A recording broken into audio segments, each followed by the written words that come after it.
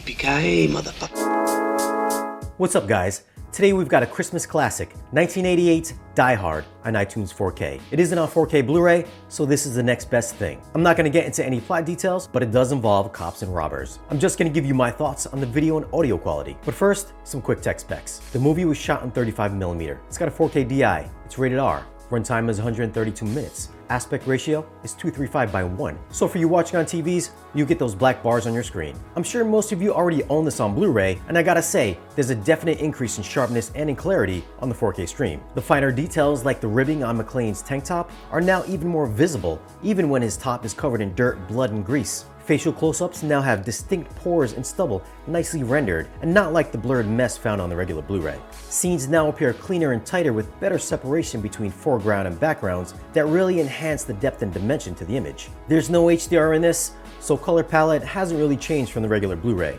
Blacks do have a little crush in parts, with some of the characters' black suits blending into the surrounding backgrounds. But I didn't notice any macro blocking or any other issues I've noticed on other streams. It could just be I had a really solid connection though.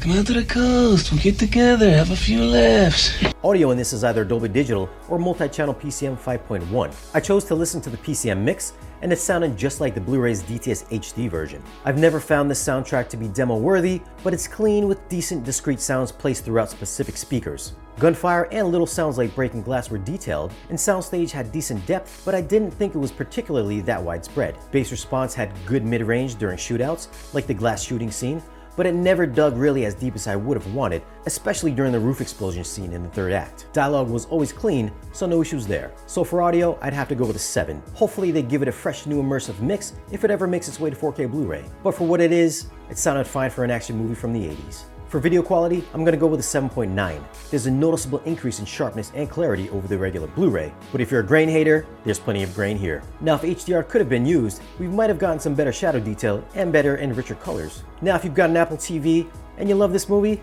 this is a must buy. And if you've never seen it, it's worth a $4 rental, as it's one of the best action movies ever made. Now if you've enjoyed this video, give us a thumbs up. Check out our social media links down below, and if you're new here, hit that subscribe button, and we'll see you guys again in the next video.